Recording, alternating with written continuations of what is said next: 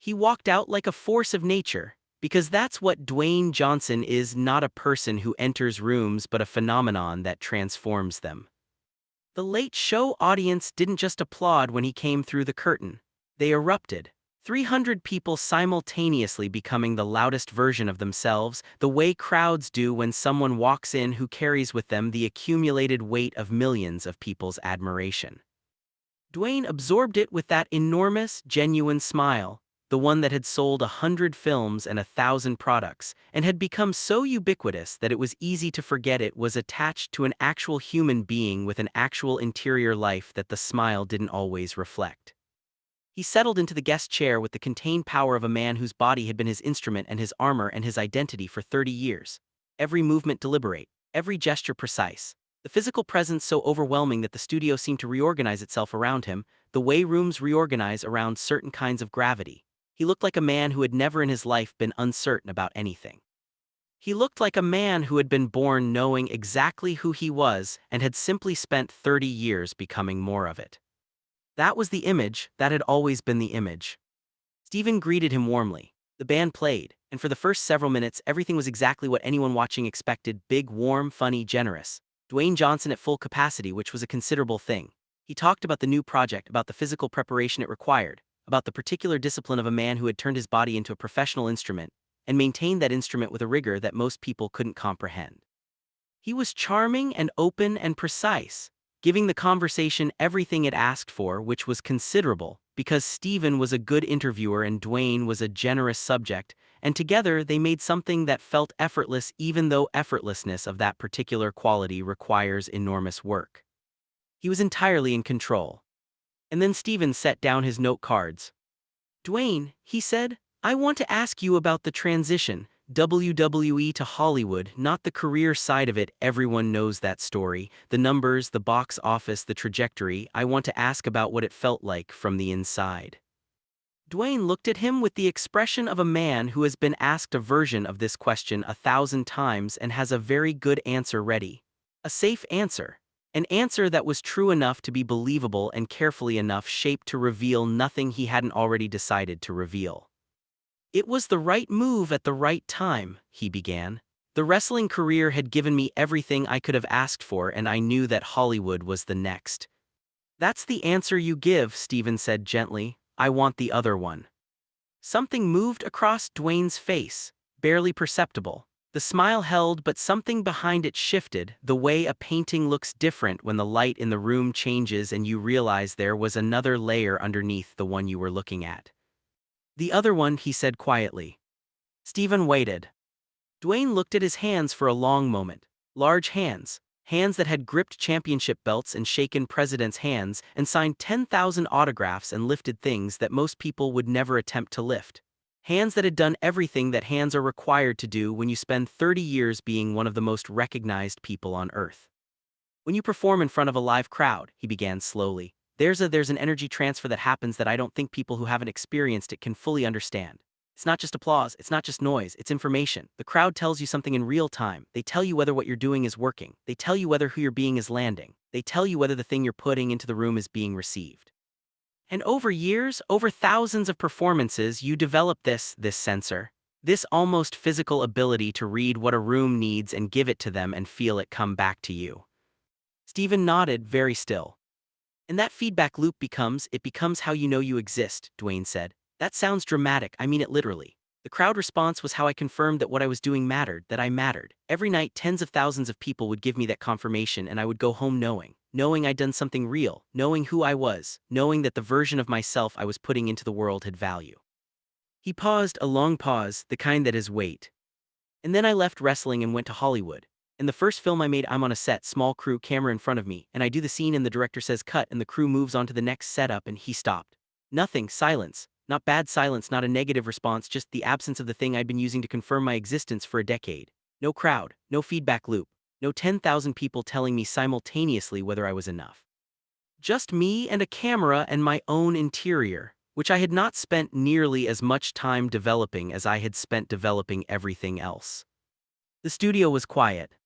"How long did that last?" Stephen asked carefully. His voice was low, private. "Longer than I've ever admitted to anyone," Dwayne said. Years, honestly. The first few years in Hollywood, I would finish a scene and feel nothing. Not because the work was bad, not because I wasn't trying, but because the thing I'd always used to confirm my own reality wasn't there anymore. And without it, he stopped. Without it, I genuinely didn't know if what I was doing had value. I didn't know if I had value, not in a dramatic, crisis-level way.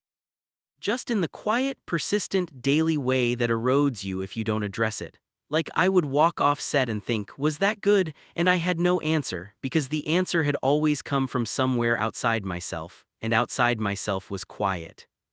The first tear came then, small, quiet, on a face that had been constructed carefully and deliberately to project invulnerability, to project the specific kind of confidence that makes audiences trust you with their 2 hours and their emotions and their money. It sat on his cheek and caught the amber stage light, and Dwayne did not wipe it away. "That's a terrifying thing to admit," he said. "For someone whose entire brand is built on strength and certainty and knowing exactly who you are and being unapologetic about it. But it's the truth. For a significant period of my early Hollywood career, I was lost. Not professionally, the work was coming, the opportunities were there. The trajectory was everything I'd hoped for on paper, but personally, I was adrift. I didn't know who I was when nobody was watching. I had never had to know, the crowd had always told me." Subscribe and leave a comment because the most powerful part of this story is still ahead. Stephen stood up from behind his desk without announcement and walked around to sit on the edge of it, facing Dwayne directly. Not the host anymore, just a man. "When did it change?" Stephen asked. "When did you start to figure it out, and what was the thing that started it?" Dwayne was quiet for a long moment. His large hands were very still in his lap, an unusual stillness for a man whose physicality was usually so present, so alive, so constantly expressive.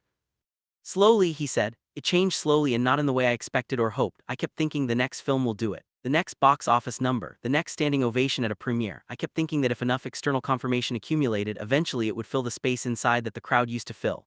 And it didn't, it never did, because you can't fix an internal problem with an external solution. You can cover it, you can distract from it. You can succeed around it, but it's still there." He looked at Stephen.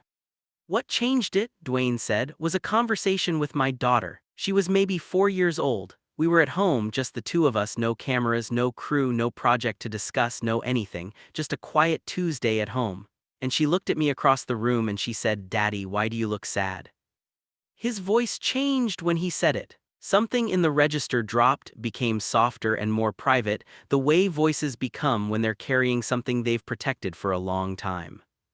"And I said I wasn't sad because I wasn't, not in the obvious way, and she said, 'Your face is sad.' And he stopped. Both eyes were wet now, the tears unhurried and present without apology. She was 4 years old. She had never seen me perform. She had never seen the crowd respond to me. She didn't know The Rock. She had no concept of any of it. She just knew me. The actual me, the one who existed in that living room on a Tuesday with nothing to prove and nobody watching. And that me, that actual, unperformed, unconfirmed me, had a sad face. And she could see it, because she was looking at me, not at the performance." Stephen was very still. "That was the moment," Dwayne said. "I realized that my 4-year-old daughter was seeing something that 10,000 screaming fans had never seen, because 10,000 screaming fans were always getting The Rock. She was getting Dwayne, and Dwayne was lost, and he needed to find himself not through another championship, not through another box office record, not through another crowd telling him he was enough. He needed to find himself in a room where nobody was confirming anything. In a room where all he had was himself." Stephen looked at him. "What did that work look like?" Stephen asked. "The actual work of finding out who you are when nobody's watching." "Therapy," Dwayne said without hesitation. "Real therapy, serious therapy, the kind that's uncomfortable and slow and doesn't give you the quick confirmation that performance gives you. And conversations with my family, with the people who knew me before I was anything, who knew me when I was broke and uncertain and had nothing to offer except who I was. And a lot of very uncomfortable silence. Learning to sit with myself without filling the silence with something. Without reaching for the phone or the workout or the next project. Just sitting with myself, getting to know the person who would still be there if all the rest of it went away." He paused. "And what I found," Dwayne said, "was that the person he was actually okay. He was more than okay, he was someone I could respect. Someone who had been through things that had shaped him in ways that were worth understanding. Someone who had rebuilt himself from zero more than once and had never stopped. And he existed completely independently of whether anybody was watching or applauding or confirming his value. He had always existed. I just hadn't been spending time with him." Stephen looked at him for a long moment. "Dwayne," he said, "you have just described something that I think an enormous number of people understand, this idea that we've built our sense of who we are on the outside. on what we do, on how people respond to us, on the confirmation that comes from somewhere other than ourselves. And the moment that confirmation disappears, even temporarily, we find ourselves in this terrifying space of not knowing. He paused. And you're sitting here on national television telling people that the most physically imposing entertainer on the planet went through exactly that, and that the way through it wasn't another achievement. It was a conversation with a 4-year-old and a lot of uncomfortable silence. Dwayne smiled, the real one, the smaller, more private one, the one his daughter had probably seen 100 times.